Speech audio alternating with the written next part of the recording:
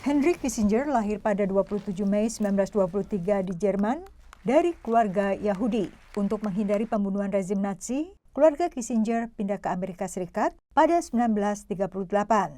Setelah sempat menjadi tentara saat Perang Dunia Kedua, Kissinger lalu menempuh jalur karir akademisi di Universitas Harvard. Pada 1969, Presiden Amerika Serikat saat itu, Richard Nixon, memilih Kissinger sebagai penasehat keamanan nasional, sekaligus sebagai Menteri Luar Negeri, jabatan yang dirangkap untuk pertama kalinya oleh Kissinger. He changed the conception of diplomacy through his practice of shuttle diplomacy. He made it high profile, he made it interesting, he made it, sexy, if you will.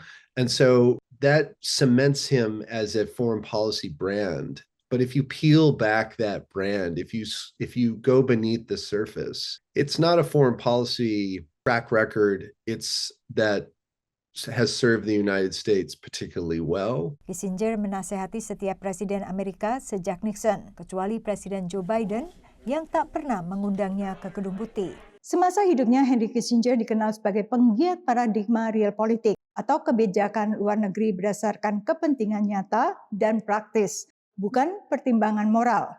Ini pun dipraktekkan dalam Perang Dingin dengan Uni Soviet, normalisasi hubungan Amerika Serikat dengan Tiongkok, dan berbagai intervensi Amerika Serikat di Asia Tenggara.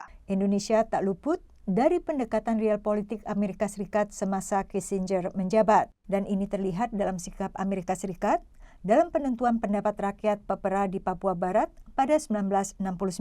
Hingga pengambil alihan Timor Leste yang saat itu dikenal sebagai Timor Timur pada 1975. To put it quite bluntly, East Timor didn't matter to the United States.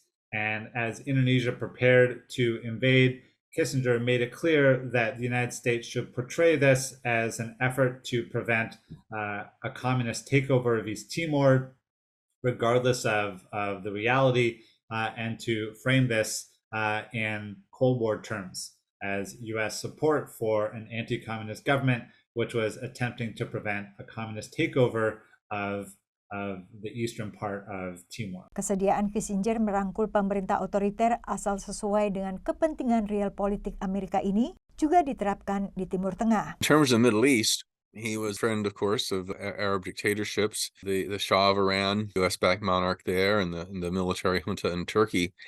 He was known to have helped broker disengagement agreements. Peace would be too strong a word, but disengagement agreements between Israel and Syria, and as well as Israel and Egypt, which prevented future wars between these Arab states and Israel, but also basically bypassed the Palestinian question, which of course, and we were seeing the results today in the horrific war going on in Gaza. Kontroversi terakhir melibatkan Kissinger adalah pada tahun 2022 saat ia mengatakan Ukraina harus siap membuat konsesi teritorial untuk mengakhiri perang dengan Rusia. Dari Washington DC, Yuni Salim dan tim VOA.